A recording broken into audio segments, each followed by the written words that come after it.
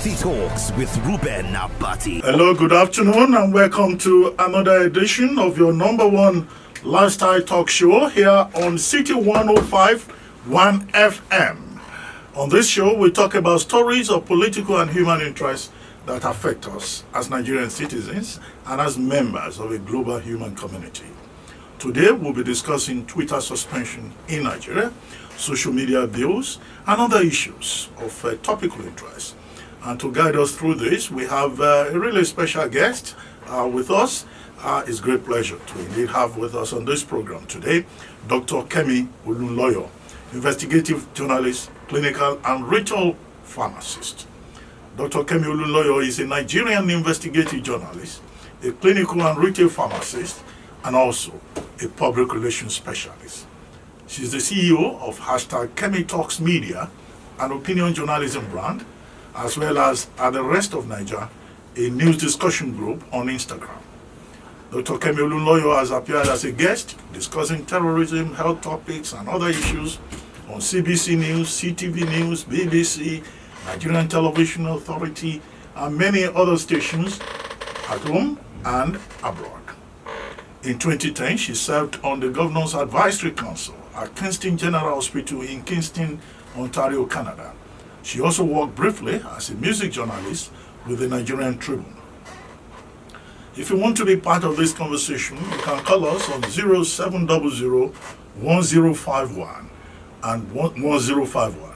Or leave comment on WhatsApp 090-991-64403 and on social media accounts at CT1051 on Zoom and Facebook. Well, thank you very much for joining us, Dr. Kemi Olunloyo. You're welcome to the Thank you for having me, Dr. Abati. Nice to be on the show on City FM. Thank you very much indeed. Well, let's get right into the topic of the day. Let's start with the suspension of Twitter in Nigeria. That was on June 4. It became effective Saturday, June 5. And since then, there have been reactions. The most recent development being the ruling of the ECOWAS Community Court that the Nigerian government must not take any step whatsoever to sanction anybody, individual or business, for making use of Twitter until the substantive case before the West African Court has been determined. And also, the federal government of Nigeria has set up a panel of persons who will engage with Twitter. Twitter having finally made an attempt to engage and discuss and negotiate with the Nigerian government. But first, what's your general take on the step that was taken by the Nigerian government with regard to Twitter? Dr. Abati, I came on this show. First of all, I got to give you the disclaimer. Everyone, all your listeners listening to the show and watching me right now, all my opinions on this show is my opinion. It's not City's opinion, and it's not Dr. Abati's opinion. So let's put that aside. Every opinion on this show is mine. I was very glad that Twitter was suspended. It's coming a little bit harsh when I did my write-up last week, and I criticized, people for attacking the government. Let's face it, I have been on Twitter since 2008. I can't, say that I'm the first Nigerian on Twitter, but I've been using this app since it literally started. Jack Dorsey and Biz Stone started Twitter in 2006. I actually opened an account when they started, but I abandoned it 3 months after because there was just nothing to do on there. It's like you're there and you're talking to yourself, and people that following you are just listening to you. Some are going to attack you. Some are going to give their opinions on what you're talking about. Some are going to try to commit crime with the information. At that time, we had no photos. We had nothing on Twitter. It was just the app. Twitter will crash and a huge whale will show up. So I know about this app. In 2008, I decided to open an account for my work, a professional account, hiphopsip.com, Canada's leading music blog, and I started using Twitter actively. After 13 years, to see it banned in my country or suspended, I was very happy. Nigerians do not know how to use Twitter. They are using it to commit atrocities. Okay, I can say that because 2 Nigerians were the first that were prominent on Twitter, myself and JJ Omajua. We were the ones that started monetizing Twitter. I used to charge 30, 40, 50,000 for monetization. In the last 3 years, I have taught monetization for free, how you can make money on Twitter. Punch did a story with me 3 times, how young people can use Twitter to advertise their work, advertise their wares, advertise for other people. But no, young people in Nigeria use Twitter to abuse journalists. Okay, I'm the most abused journalist on Twitter.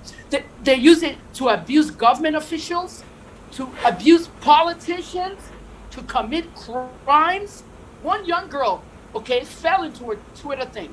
Inibangu Morin was kidnapped and killed and raped by somebody who put a job on Twitter. She answered it. She followed.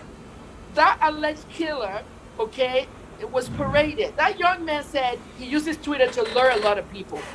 I was in Port Harcourt prison, Dr. Abati. That 6 months, 3-time arrest in the BOB case, I learned a lot in Port Harcourt prison. Several inmates were using social media to commit crimes. All the kidnappers in Port Harcourt prison, they use Twitter or Facebook. I came out and I said it on TVC. Nobody listens. You see, the problem in Nigeria is that no one listens to Kemi Olunloyo because they brand me a mad woman. I call myself the most intelligent woman in Nigeria. They brand me a mad woman. And then they come 4, 5 months later or even a year, she was right. Dr. Kemi was right. I'm happy that he was suspended. And the reason why I'm happy is because they need to rebrand how Twitter is used. When Jack and Biz opened Twitter, even they didn't even know why they opened it. Was it for work? Was it for play? We had Facebook. They opened at the same time. It was technically for anything that could be anything. Who knew we could sell things on Twitter? Who knew we can put news out? But the key part of Twitter, what Twitter did was it was giving information in real time. Real time. And one of the first real-time handles on Twitter that gave that information was Giddy Traffic, Lagos Traffic. And he will tweet all the corners of Lagos and what's going on traffic and all that. Okay? But today, all we have is just destroying our country. Nigeria is a beautiful country. I've lived 38 years. But Dr. Olunloyo, yes? the point that has been raised, particularly by lawyers, by civil society groups such as SERAP, that's a social economic rights and accountability project, which in fact led the process of going to court, is that one, when you ban or suspend an open platform like Twitter, then you are violating the right of the people to express themselves. And that secondly, no, you're not. Secondly, people who do business via Twitter, they've been deprived the opportunity to continue to engage with their customers. So where do you draw the line between the freedom of expression and also the need to protect, national security, to ensure national security? Okay, let me talk about that, Dr. Abati. Protecting freedom of speech. It's in the Constitution here, and it's in the Constitution of the United States. I saw what Serap did, okay? That's not what the young people are doing with Twitter. The young people are destroying Nigeria with Twitter, okay? In 2014, they released a list of the top 10 Twitter handles in the world. Dr. Abati, I was number 9. Kemi Olunloyo, HN in Africa. At the time, I've changed HN in Africa to my name. I was number 9 on the list. They called me the queen of Twitter. Everybody did everything they had to do in the media. They featured me. At the end of the day, the young generation in Nigeria now, believe it or not, everything happening in Nigeria now, banditry, kidnapping, everything is coming from the real-time abuse of Twitter. Young people are destroying this country with Twitter. They are doing things in real time. And the number one thing they're doing, Dr. Abati, is fake news. That's the number one reason I was happy that the government suspended Twitter. The fake news information has ruined this country. Let me say something. Mr. Nnamdi Kanu used Twitter to tell his followership. I have followership. I'm an influencer.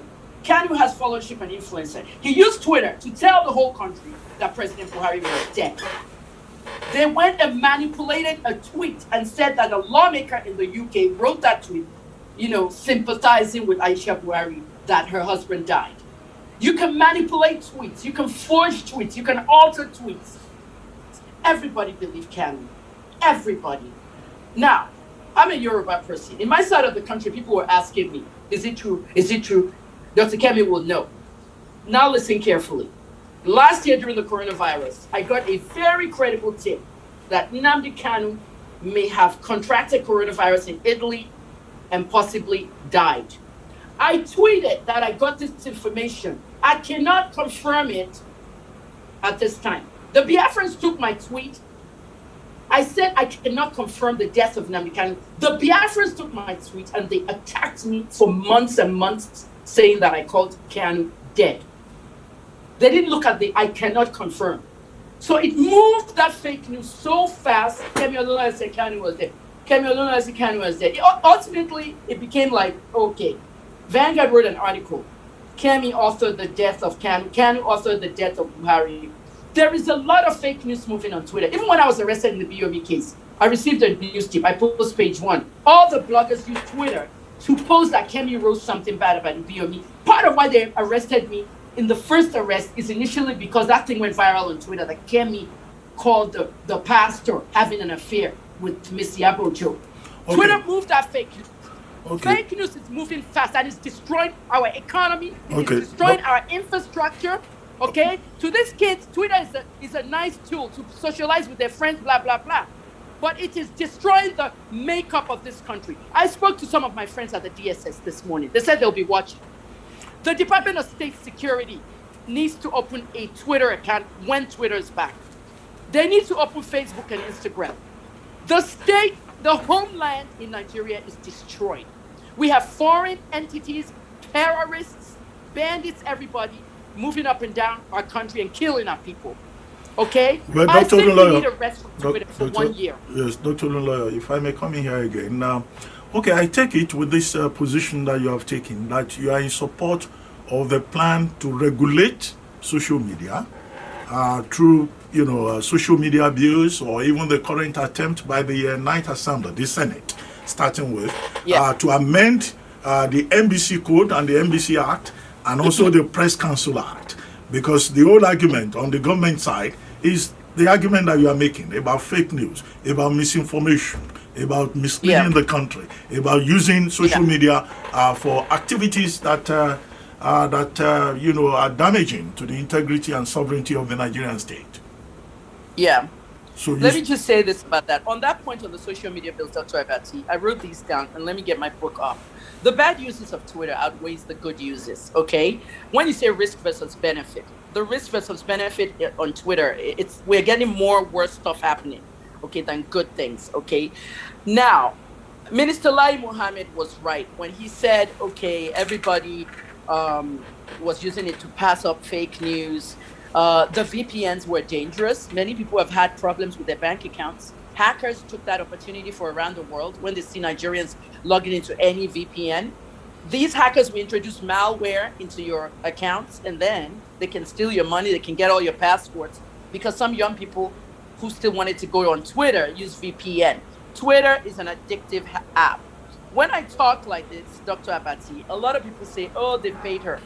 They paid her in the presidency, they bribed her, they've given her money. I don't care. They say that on anything. When my news doesn't favor them, they'll say they paid me. No, I don't get paid. I'm a journalist, and I'm an opinion journalist. I'm an investigative journalist, and I defend media freedom. The social media bills, I spoke, if you don't mind me saying it, Niger FM, one of the stations here in Lagos. I talked about it a year ago. I do not support anyone going against the social media bills. There needs to be social media bills in Nigeria. I lived with the most dangerous Nigerians in Port Harcourt prison. Dr. Abati, listen carefully. While I was in Port Harcourt prison, there were many cases. I'm still trying to write the book.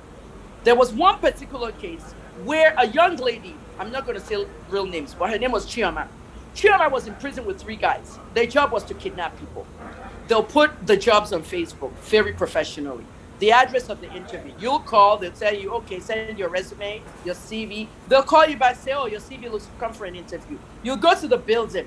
You'll enter the building, there's a lobby, there's an office set up, and then there's a door behind the CEO's desk where 2 guys will come out with cutlass and guns, take your phone, and they tell you you've been kidnapped.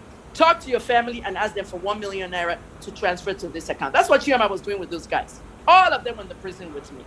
I will sit down when we have nothing to do in prison. I will sit down and I will do what we call prison interviews, and inmates will be coming one by one to tell me their story. When I found out the wardresses, the prison guards, the female ones, I was like their pets, the favorite, Mommy Kemi, Mommy Kemi.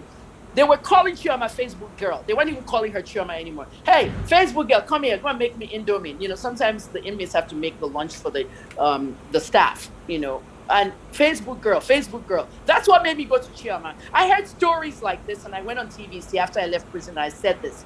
Do you know when I said I was ignored? And that's what happened to Iniban Gumori. They are using it to commit crimes. They're using it to distort national security. The DSS needs to be watching Twitter. The Department of State Security needs to be watching Twitter. A lot of times when they're tagging DSS, they don't know that DSS is not on Twitter. They tag the American State DSS. And I know people in that part. And some of the stuff those ones see are very disturbing. Social media bills need to be passed. The NBC code, on the other hand, is a whole different ballgame.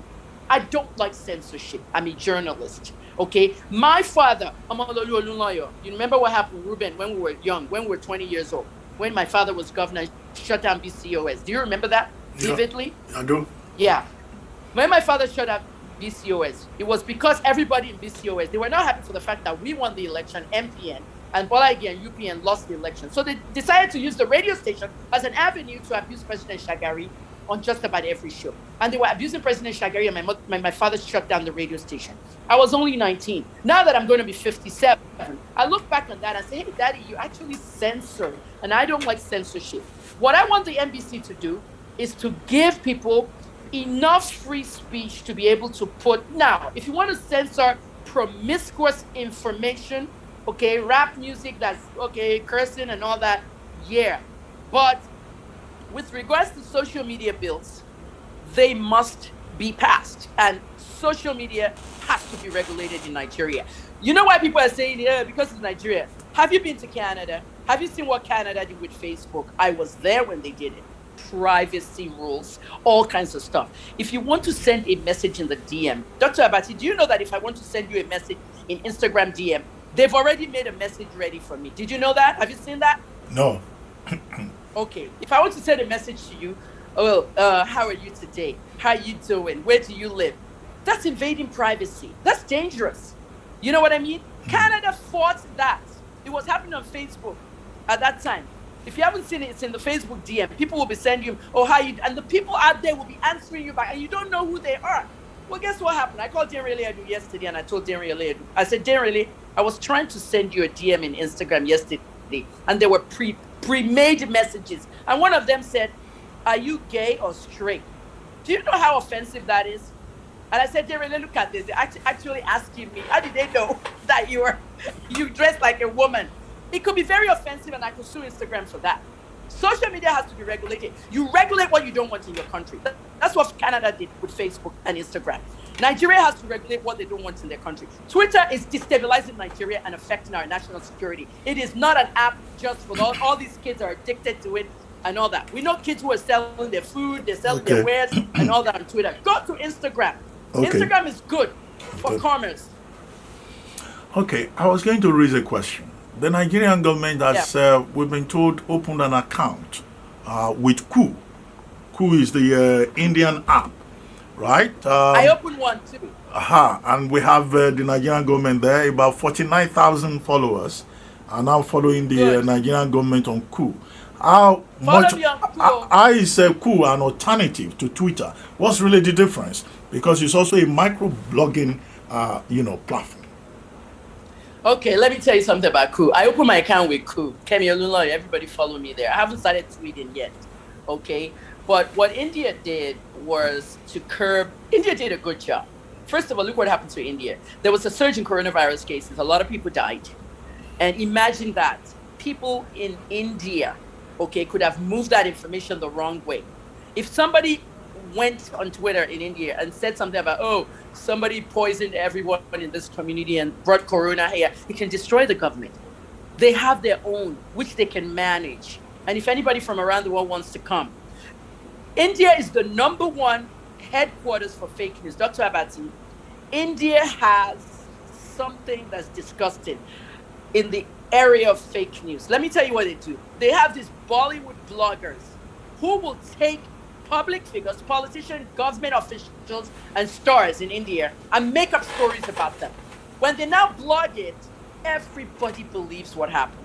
Oh, member of parliament having sex with Bollywood star. And it didn't happen. And these guys make money, lots of money. I don't want to mention the blog. One blog is doing it in Nigeria, just something. You should know who I'm talking about. They make up stories about people and destroy lives.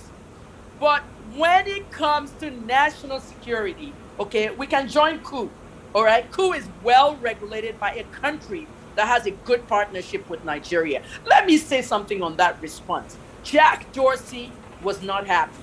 He brought Twitter to Ghana, and he wrote that they were looking for people who will work for Twitter in Ghana, but the focus is Nigeria. So you can't come to Nigeria, but you want to focus on Nigeria from Ghana. We're not happy. Okay, security. Twitter won't put their office in Nigeria where bandits or people will come and attack them. Understandable. But if you are going to focus on Nigeria, you must be able to regulate what people are doing. Dr. Abati, people are destroying lives. During Big Brother Nigeria, a very big user of Twitter, people open fake accounts in my name. Dr. Abati, if you change your handle on Twitter, you lose verification. I had to change my handle from HNN Africa to Kemi Olunloyo. When I decided to go apply for verification again, they shut down verification for 4 years because of the Trump government and everything that happened with the white supremacists. So I had to wait. I think they're verifying again now, but I really don't need it. People know I'm the one with the 350,000. I have not logged on Twitter since they took it out. I don't need it for now until it comes back. Now, when you actually go on Twitter, you will notice that young people will open accounts in my name. There are 4 Kemi Olunloyo accounts. Now there's 20. When I left on June 4th, there's 20 Kemi Olunloyo accounts. Mine is the one with 350,000. Do you know what they were doing with my name? They were disturbing that show, Big Brother Nigeria. Erica, you are a gold-digging slut. You need to be evicted fast. People were tweeting this, and Erica's people blocked me. They blocked me on Twitter, Facebook, Instagram. Taja's people blocked me. Those 2 young girls, I admire them. They have something in me that I can see. But they blocked me because the social media gave the world the impression I was the one that called those girls' names. I did not call Erica slut. When I sent a report to Twitter, what did Twitter do? They have not violated community guidelines. That's why I was happy when Aso Rock blocked Twitter. You need to deal with community guidelines, harassment, bullying of people. I'm a journalist. People are talking in my name. Dr. Abati, I'm sorry I'm shouting, but I'm very passionate about this. People destroyed my name using Twitter. Imagine, oh, Kemi Olunloyo, blah, blah, blah. Somebody tweeted, I want to have sex with any young boy out there. Did I tweet that? I didn't tweet that. A fake account did that. And I reported to Twitter. They said, parody pages are allowed. Parody? Your boss, Dr. Abati, your boss, President Jonathan, when he was in Aso Rock, had 1 kid locked up for that. People were abusing President Jonathan. I was supporting President Jonathan. Parody accounts is destroying people's lives. Look at what that boy tweeted in President Jonathan's name. And some people will believe it, just like the Erica and Tacha thing I just told you now. Twitter must be able to control all those things. That's what Kim Kardashian did to Instagram. If Instagram doesn't stop all this bullying and Facebook, I'm leaving. Instagram fix their own. If you want to block people, you block anyway, they're going to have other accounts. You can make your account private. They did what they had to do in Instagram and Facebook. But Twitter has not done that. Twitter is allowing parody, fake pages, and everything, and destroying people's lives. You see what they did to me. I'm asking for sex. I'm abusing Big Brother people. And these people, they don't know I'm not the one that tweeted it. So what would separate me from all that is a verified account. But meanwhile, verification is closed. What do I do? So I'm happy. And on one note, Dr. Abati, the United States government, a country I lived for 32 years, do you know what the U.S. State Department said? The State Department of Joe Biden said that Nigeria should not do that and block free speech. Excuse me, State Department. I mean, Secretary Blinken, when they block your own president, Trump, You did not talk against Twitter. You are now talking against Twitter in Nigeria. Face your own country. Oh. That's what I said. Blinken is telling the Nigerian government they're blocking our speech. Face your own country, because your own president, who used social media to talk to the entire 300 million United States of America, was blocked. When Twitter blocked Trump, everybody followed suit. Facebook, Instagram, YouTube. Nonsense. Don't come and advise us in Nigeria. Well, Dr. Olunloyo, I think your position on Twitter and social media and regulation, censorship, I think quite clear enough. There were some other issues this week in particular that I think we can also talk about before we throw the lines open to have other people's comments. I think the most shocking thing that happened. Hello? The most shocking. Can I? Hello? Hello? I'm hearing some voices in the background. Dr. Abati, was that question for me? No, I didn't get. I was surprised that there was some voice in the background. But let me just go ahead. I was going to bring up another issue. I don't know who that was. Yes. Okay, I was just going to ask you about Derek Chauvin, the sentencing of Derek Chauvin, the conviction rather. He will be sentenced later towards the end of the month. How do you think that is in terms of getting justice, with regard to the murder of George Floyd in Minneapolis during that Black Lives Matter movement? With regards to George, Black Lives Matter is breaking up. These guys are fighting between each other, and one key founder is left. Well, my thing is this. The sentencing was appropriate. I don't understand the half year in there.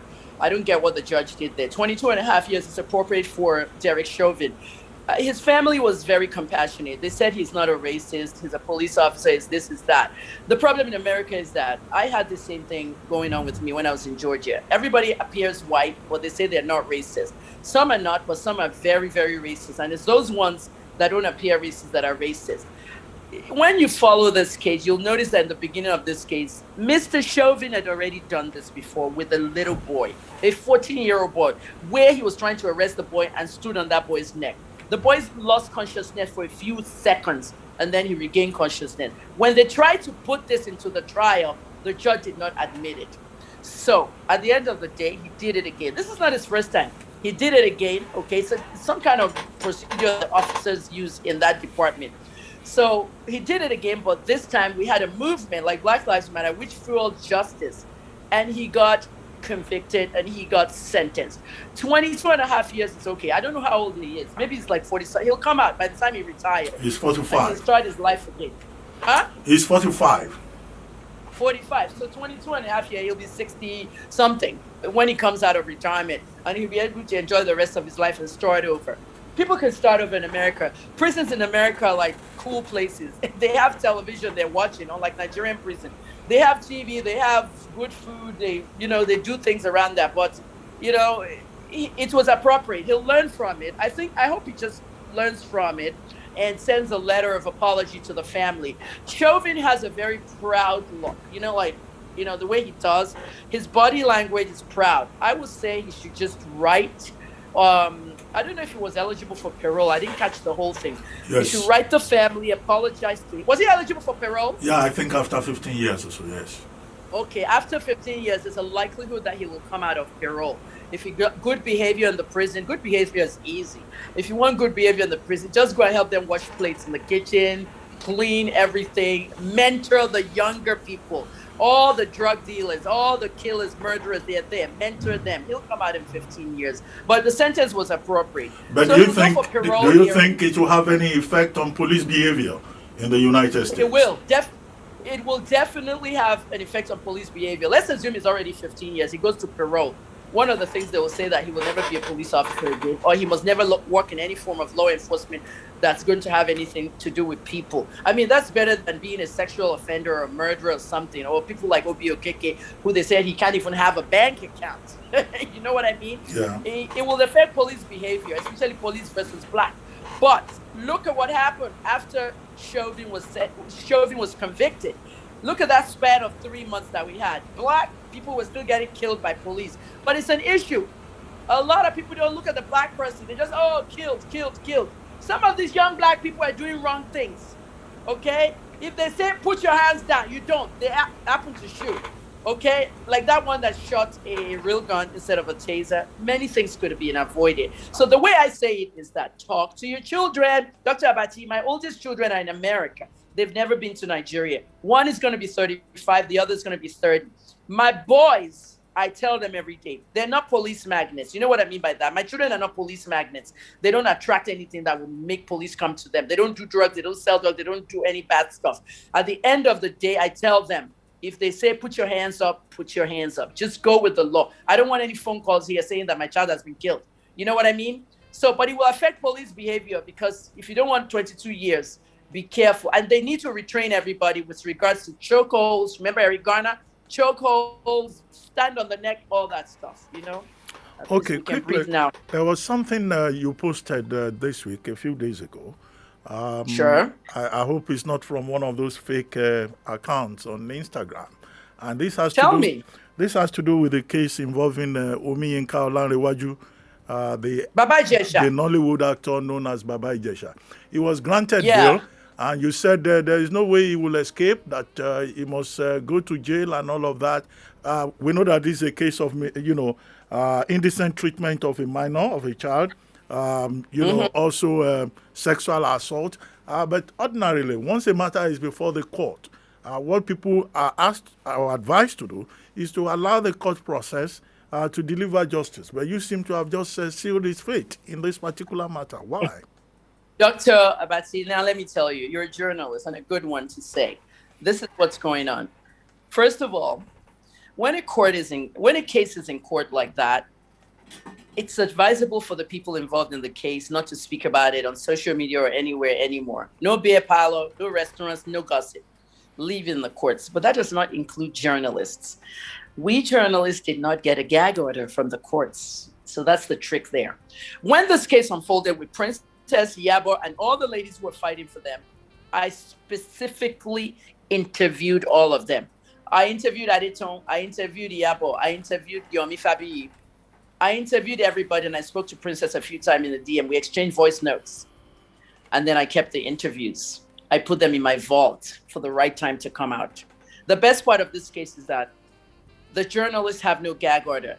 Nigerians don't know what that is, but a gag order is when a journalist is told not to report about the case, or journalists by a judge. We don't have a gag order. The only thing I said was that maybe I shouldn't talk about it because it's Toyin, Justice Toyin Taiwo. Yeah. I remember I told you this, Dr. Abati, Dr. Toyin Taiwo is my son's auntie. My son doesn't know her, okay? I haven't met her and I have never spoken to her, but her husband, Justice Taiwo, is my son's father's twin brother. So technically, I saw a conflict at one point, but it's really not there. The conflict is not there. Let them do their stuff in the courtroom. I'm an opinion journalist, and I'm also an investigative journalist. I've investigated every one of them. The evidence I have, along with all the police officers that are working with, when I say working with me, we have police sources in the investigation that will talk to journalists.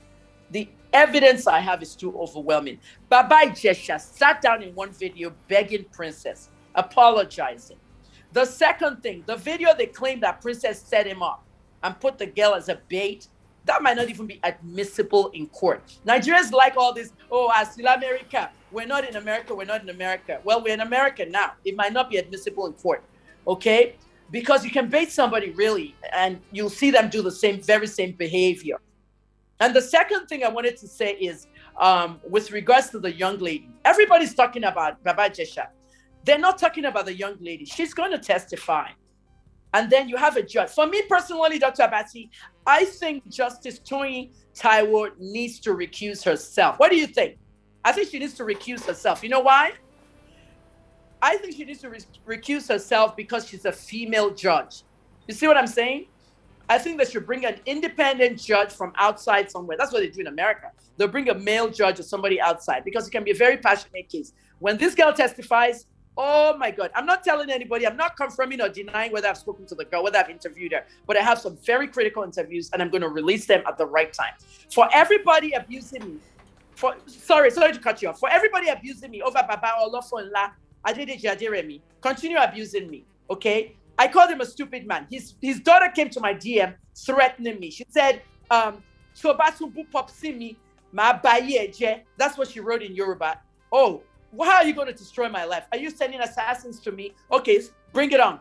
That's what I told him. Don't step on my toes. You are referring to Baba Olofa, the actor. How can he go to the Mr. courtroom in a Aderemi. media scrum? Well, but the media scrum outside. He's walking to the courtroom. You see the media there, and you start talking in the media scrum, telling the media that we're all having sex with each other in Nollywood. That is so inappropriate, and you're destroying the case for the person you came to support.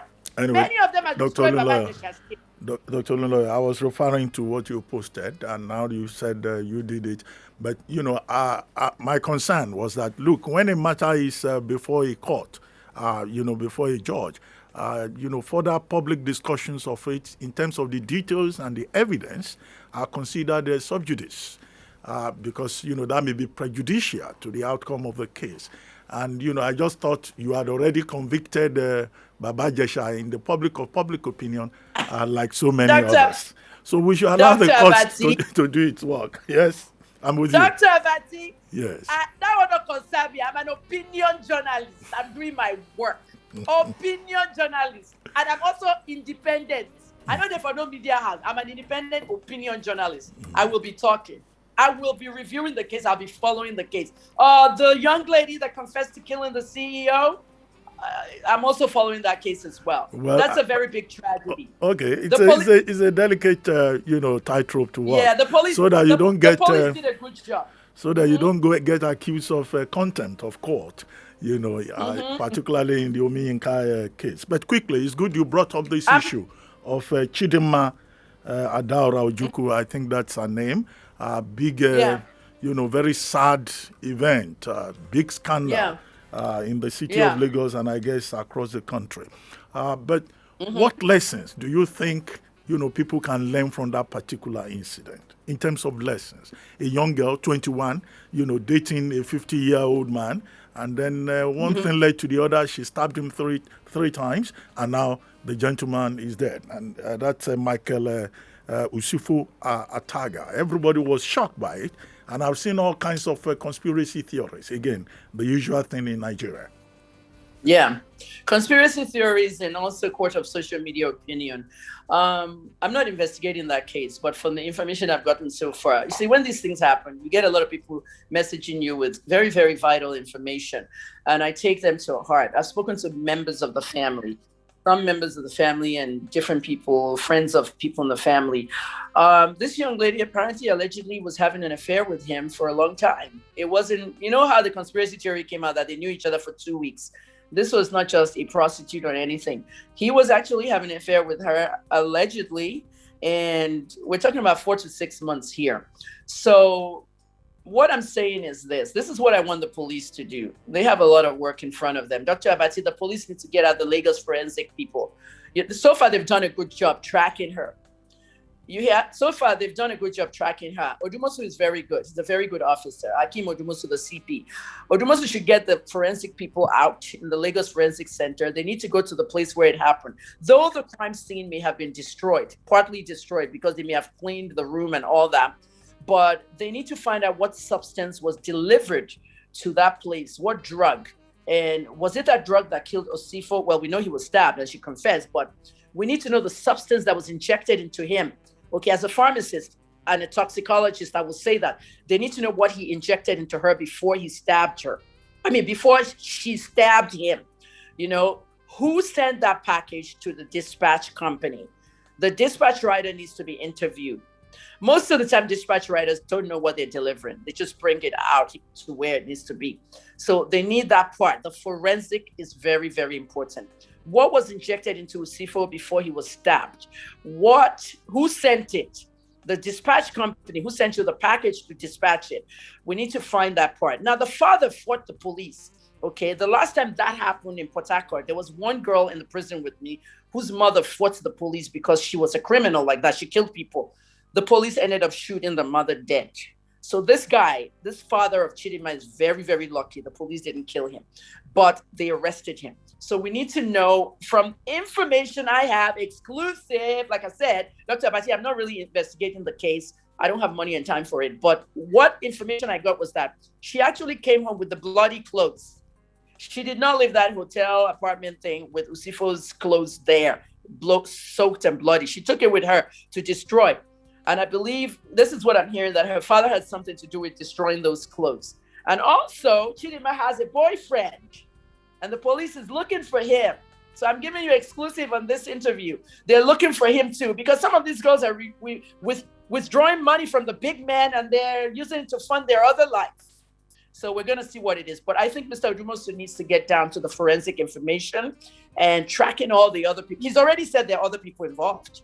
So that's what on that note, I would like to throw our lines open so that some of the issues we have discussed with Dr. Olunloyo, we can also have other people's interventions. And if you want to be part of this conversation, you can call us on 0700 1051 1051. You can leave comments on WhatsApp 09099 164403 or on social media accounts at City1051 on Zoom and Facebook. Hello. Hello. Yes, we have someone on the line. Please identify yourself and please be brief. Yeah. Good morning. AB from Sango. Please go ahead. Dr. Kemi Olunloyo. Good afternoon. God bless you. Yeah, my take on. I want to say that you should understand that the Twitter she's talking about. There are many religious houses that are using Twitter. They are not using for reaching out to a lot of millions of their members. So if you are not pacifying that you are happy that Twitter is being done, I expected you to begin to downplay this Twitter because it's not every Nigerian that are using Twitter to commit atrocities. Okay, Dr. Olunloyo, did you get that? The caller from He Songo. said something. I didn't. It wasn't audible, but he said something about why am I supporting. Can you tell me what he said again? Yeah, why am I supporting? He said you should, soften up in terms of your attack on Twitter, because it's not every Nigerian that uses Twitter that is using it to cause problems. Okay, I have something to tell him with regards to that. Okay, for example, I'm a journalist. What do I use Twitter for? I use it to serve news. When I see news happening around the world in real time, I'll tweet it to my followers. My advertisers pay me. I advertise in between tweets. That's what I'm using it for. Why I'm not on VPN is because my advertisers, if they pay me, the people that are going to see the news are not really there. Only the rich ones that have carded VPN are watching. So it's no point. That's why I didn't log in. Now, Twitter started as a social media platform to exchange, to communicate. They were doing what Facebook was doing, but they did theirs in 140, microblogging. It's now 280. Okay, now they've started editing tweets now in Canada. But Nigerian youth use Twitter well when it comes to starting businesses for themselves and selling what they're selling. However, you can also do that on Instagram. Instagram is the best for e-commerce, as far as I'm concerned.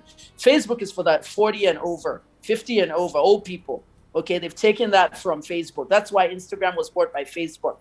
But when it comes to destroying and destabilizing things, we have an election coming. Dr. Abati, 2020, some people are saying 2023. It's 2022. We have some states who are going to go into elections very soon, Anambra and others. 2022 is coming with elections. When you start passing fake information during the elections, then you're going to ruin things. It happened in Uganda, but Uganda was different. It was just turned it off, period, during the election counting process. So we have to think about those things we've done wrong, all right? Use Twitter if you have to. There are celebrities that definitely say on their Instagram, no Facebook, no Twitter. Twitter is not the end of the world. Let us stop kidnappings. Let us stop abusing journalists. Let us stop impersonating journalists. Let us stop impersonating politicians. Let us stop abusing the president. President Buhari had to shut down his comments. Did you know that, Dr. Abati? His comments are shut down on Twitter. It affects people mentally, psychologically, bullying the president. Okay? How many presidents in this world that you comment under their tweet? You can't comment under President Buhari's tweet. It's locked up. So we can't have that. You shut the president down, he shuts you down. That's the end of it. Well, let's take another call. What do you say? Let's take another call. Someone else is on the line. Yes, please go ahead. Your name, your location, And please keep it simple.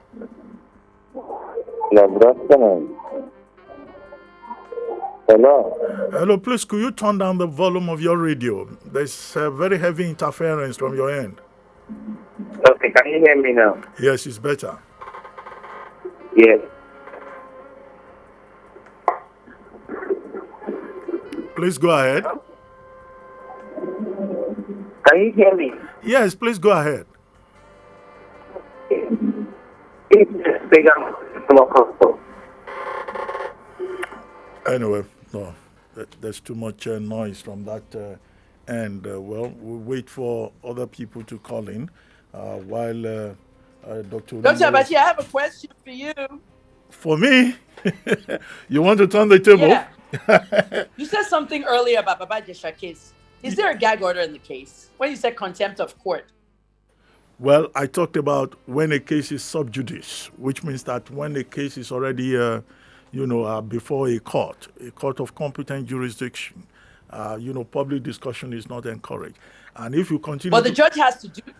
But Dr. Abati, is that Nigerian no? law? In Nigeria, the court does not need to give a gag order. It's a principle. So how are they going to come for me? Well, I mean, because if you were saying you have some evidence and all of that, if that is considered a prejudicial to the matter before the learned judge, then you could be charged for contempt of court, contempt ex facie curia, it is called, contempt away from the face of the court. Dr. Abati, but you know what I wanted to say? Yes. I mean, truthfully, what I think should happen when the trial starts, when the actual trial starts, there should be a gag order. I believe there should be a gag order so that journalists cannot discuss the case because it involves a minor. There really should be a gag order. Even as an independent journalist and an opinion journalist, I don't think, because it involves the child, there should be a gag order. I really think so when the trial starts. Right now he's on bail, $2 million, and I've already told all the players in the game. They're even saying Yabo Ojo paid me. Can you believe all this pay? So much thoughts about bribery in this country.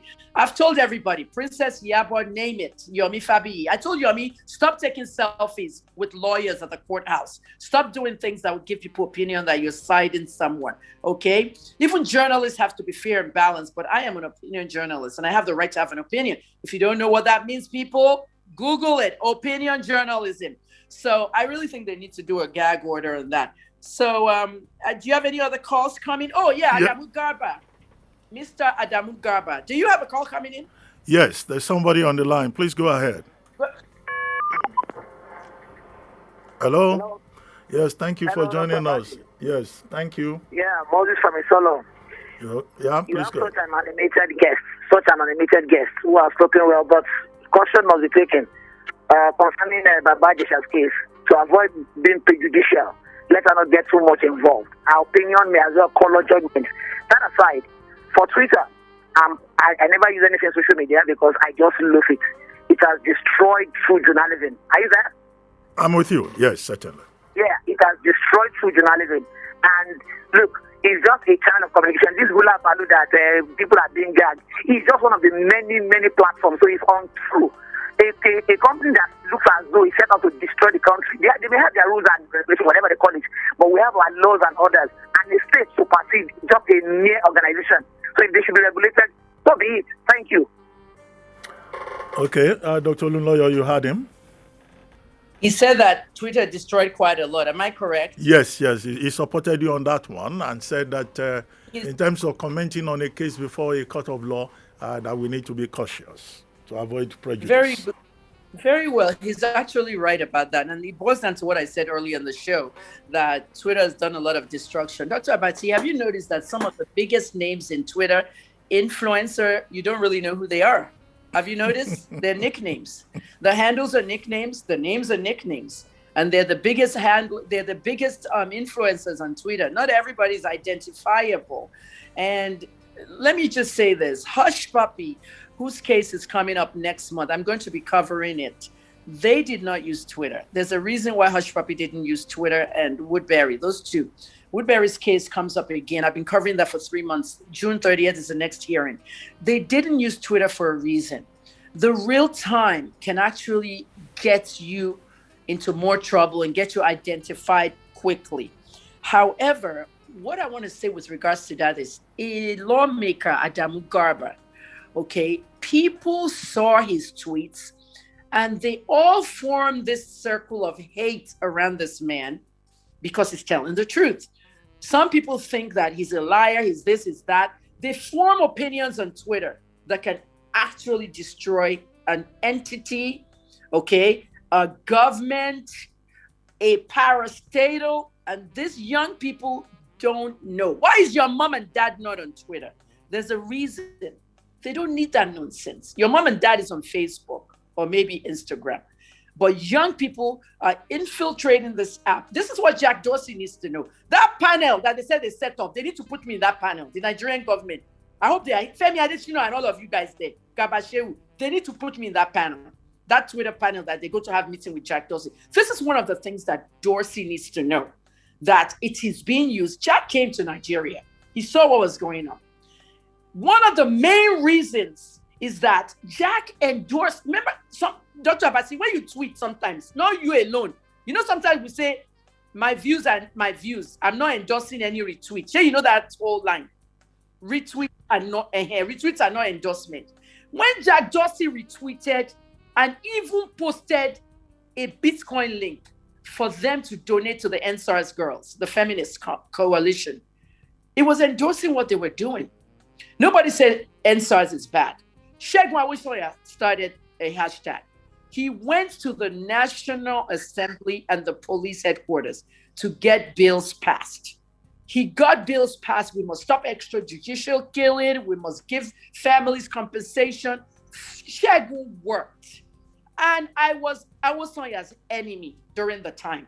When I say enemy, Dr. Abati, you know I fought Shegun Awisoya. I was Reform SARS. I know him at Segalink. So after a while, I left Reform SARS alone and I joined NSARS. But they must give us 5 for 5. And we all agreed on it. He went to Abuja. I was, making notes on everything they were doing in that meeting that day. He worked hard and got everything. All of a sudden, we now woke up. Some women just hijacked the hashtags, formed all kinds of movements on the streets, and they blocked a Sorrowway Lekki toll gate. A Sorrowway that millions of Nigerians use. We could not get to Victoria Island. I don't know the back roads. Armed robbers are in the back roads. We could not get to Lekki. We could not get to Chevron, anywhere. And they blocked the toll gate. We were not happy. And they were calling me, I should come and talk at the NSARS thing. No, I wasn't, because I'm also a SARS victim. I should be SARS that kidnapped me. Olunloyo, let's take another caller who is on the line. Hello? Yes. Hello?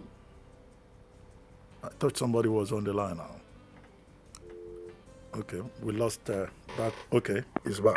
So Jack Dorsey endorsed that Hello? whole thing. And that alone created nerves in the Nigerian government. Because Jack doesn't know the damage that was done in Lagos. So they need to show him what that damage was. Hello? Hello? Well, this particular caller keeps trying and is not getting through. But, someone listening to you will seem to arrive at the conclusion that you are a fan of President Muhammadu Buhari. Oh, you know what? I was never a fan of President Buhari after he took the government from my dad. I was supposed to be a governor's daughter for 4 years. He made me 3-month governor. Did you hear me? He made me 3 months governor daughter. But now, this last 2 years, Dr. Abati, the interview you did with President Buhari was excellent. After your interview, your team at Arise News, after that team interview, NTA did theirs too. After those 2 interviews, I am determined that this last 2 years, everybody needs to be Team Buhari. We need to work with the presidents on all the stuff going on in the country. He can't do it alone, and he's an old man. We all have to work with, we can't protest forever. Buhari must go. Buhari must this. We have to work with the president this last 2 years. By fire, by force, so I'm coming to Aso Rock again, Abuja again, and this time Aso Rock. Sure you get. Dr. Abati, you've lived in Aso Rock. You've worked there. So you'll give me my personal tour. Eh? Anyway, I'm quickly, Team Buhari now. There's a question here for you. Someone says Facebook spreads more fake news than Twitter, but was not brought down. So why Twitter? Why not Facebook? Facebook is a bigger company. People refuse to remember that. Facebook is the biggest social media platform. They started first and they're the biggest. Because young people are not there doesn't mean that they're not the biggest. It also owns Instagram and WhatsApp. It owns Instagram and WhatsApp, and it becomes more powerful, all right? Mark Zuckerberg tried to buy Snapchat. He didn't make it through. Evan Spiegel was not selling. Now, they just wouldn't. If you're going to bring down Facebook, you're going to have to bring down all their products. And, you know, Mark came to Abuja, met with President Buhari. Mark came to Nigeria, went to Kenya, came back to Abuja. Mark has a big interest in Nigeria. Facebook spreads fake news. Let's look at that statement he made. Is it Facebook spreading it or you on Facebook? You see what I'm saying, Dr. Abati? It's the people that are spreading it. Like this Ataga murder now. Everybody will copy, paste. It'll move around. Facebook has talked about it, that we need to regulate how fake news is being moved. Politicians and campaigns. Facebook has now said political adverts will be stopped or regulated. Facebook has done something. When Kim Kardashian said, we want to be able to privatize our accounts, okay, if you don't do that, I'm leaving Facebook. You still can't privatize accounts on Facebook. You still can't stop comments. They did it in Instagram. If I post something, I don't want anybody to comment on Instagram, I can turn off the comments. But we don't have that in Facebook yet. It's not Facebook that's spreading it. It's the people. But Facebook has been working on it. Twitter has done nothing. Okay, looks like we have another caller. Or the person. Okay, yes, here we go. Hello. Hello. Good morning. Yeah, it's afternoon already. Yes, thank you for joining us. Dr. Olunloyo is with you. Yes, good morning, Dr. Olunloyo. Yeah. Afternoon, rather. I'm the Governor of Mohammed Ibrahim calling.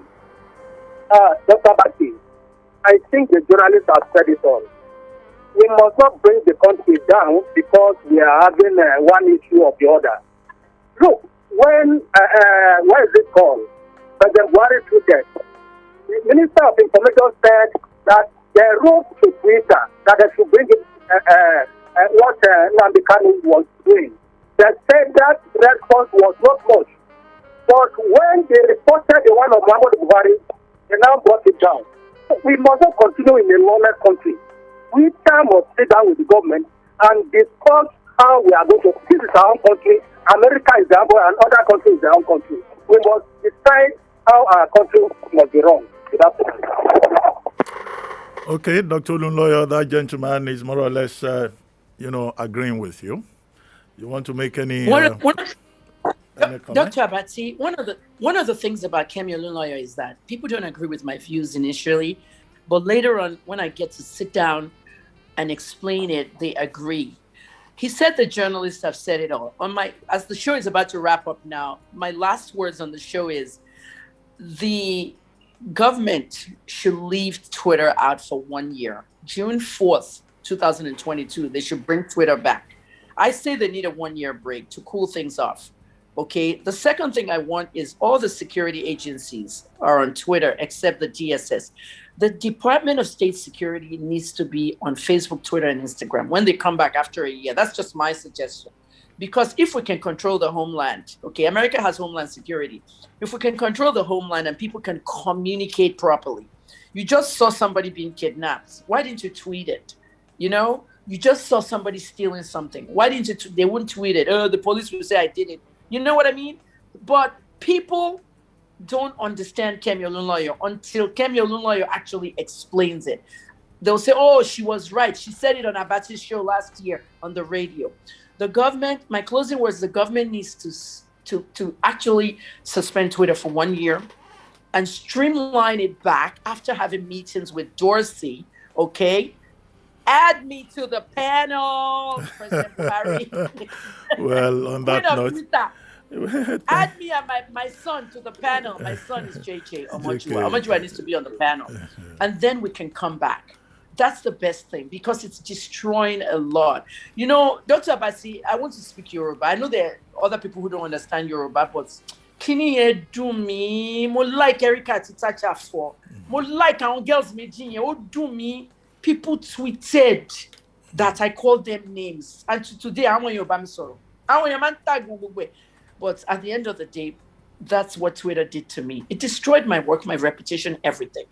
And it needs to cool off. That's what I say. After a year, bring Twitter back. Follow me at Cool in India. Well, thank you very much, Dr. Kemi Olunloyo, for your time and for discussing these issues from social media to Twitter to Derek Chauvin to Usifu Ataga to Baba Jesha, Thank you very much indeed.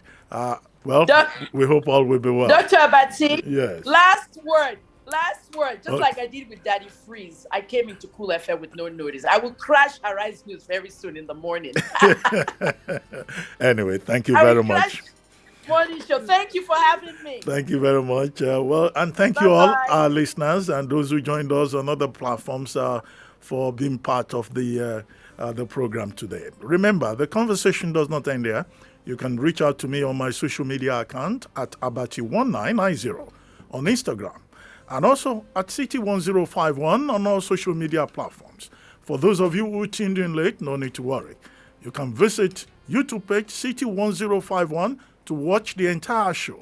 And don't forget to hit the subscribe button and leave comments. And don't forget also to tune in next week at noon for another exciting edition of City Talks. My name is Reuben Abati. The show was produced by Adedoja Allen, Abiodun Odunton, Ayodamola Oludara, Bello Akim, and Oluwaseun Adetitun. Have a great weekend, and thank you very much for listening. City Talks with Reuben Abati.